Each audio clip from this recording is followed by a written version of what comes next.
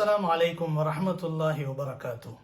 அருள்மறை குர்ஆன் சொல்லக்கூடிய அழகான துவாக்கள், அதனுடைய வரிசையில் சூரா அல் பக்ரா என்ற அத்தியாயத்தினுடைய 127வது வசனத்தில் அல்லாஹ் சுப்ஹானஹு தஆலா ரப்பனா தகப்பல் மின்னா இன்னக அன்த ஸமீஉல் அலீம், எங்களுடைய இரட்சகனே, எங்களிடமிருந்து நிறைவேற்றப்பட்டிருக்கக்கூடிய இந்த பணியை நீ அங்கீகரிப்பாயாக. நிச்சயமாக நீ நன்கு செவியேற்கக்கூடியவனாகவும் நன்கு அறிந்தவனாகவும் இருக்கிறாய் என்று இப்ராஹிம் அலைஹிஸ்ஸலாம் அவர்களும் இஸ்மாயில் அலைஹிஸ்ஸலாம் அவர்களும் கேட்ட அந்த துவாவை அல்லாஹ் நமக்கு சொல்லித் தருகிறான். காபாவை கட்டுவதற்காக வேண்டி இப்ராஹிம் அலைஹிஸ்ஸலாம் அவர்களையும் இஸ்மாயில் அலைஹிஸ்ஸலாம் அவர்களையும் அல்லாஹுதான் நியமித்தான்.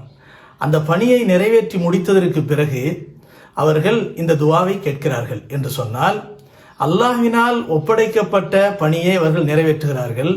அல்லாஹ் ஒருவரை தேர்ந்தெடுத்து அந்த பணியை கொடுக்கிறான் என்றால் அவர்களுடைய உள்ளம் எவ்வளவு பரிசுத்தமாக இருந்திருக்கும்.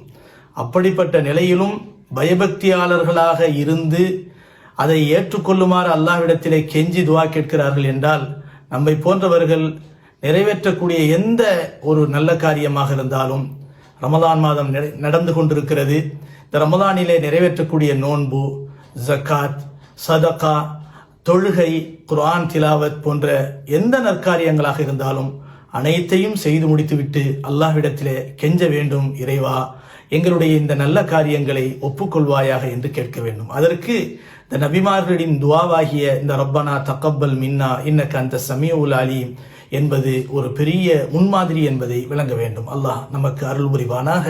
அஸ்ஸலாமு அலைக்கும் வரஹ்மத்துல்லாஹி வபரகாத்து.